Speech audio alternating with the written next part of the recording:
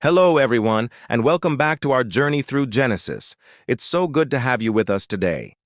Last time, we saw Joseph's family finally reunited in Egypt. Today, in chapters 47 and 48, we'll see how they settle into their new lives and witness a pivotal moment as Jacob, now also called Israel, nears the end of his days.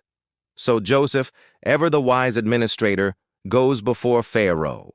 He doesn't just bring his whole family in unannounced. He strategically presents 5 of his brothers. When Pharaoh asks about their occupation, they state, just as Joseph advised, "Your servants are shepherds, both we and our fathers." This was brilliant. Shepherding was not a highly esteemed profession in Egypt, which meant Pharaoh would likely grant them a separate land to live in, away from the main Egyptian populace. And that's exactly what happens. Pharaoh generously offers them the best of the land of Goshen. Jacob's family is safe, provided for, and able to thrive. Meanwhile, the famine is still raging across the land. The situation becomes so dire that the Egyptians and people from surrounding lands spend all their money on grain from Joseph. When the money runs out, what do? They offer their livestock. When that's gone, they offer their land and even themselves as servants to Pharaoh in exchange for seed to plant and food to survive. Joseph's management is incredible. He organizes a system where the people work the land, now belonging to Pharaoh, and give 1/5 of the produce back to the storehouses. He essentially saves the entire nation from starvation, solidifying Pharaoh's power and wealth in the process. Now, let's fast forward 17 years. The Israelites have flourished in Goshen. Jacob is now 147 years old, and he knows his time is short. He calls for Joseph and makes him swear a solemn oath.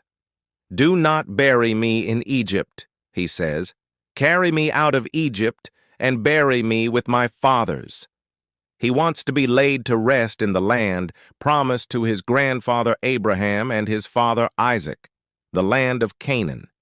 This isn't just a sentimental request, it's a profound statement of faith. Despite living comfortably in Egypt, Jacob's heart, his identity, and his hope are all tied to the promised land. Joseph swears he will honor his father's wish. Shortly after this, word comes to Joseph that his father is ill. He quickly takes his 2 sons, Manasseh and Ephraim, to see their grandfather.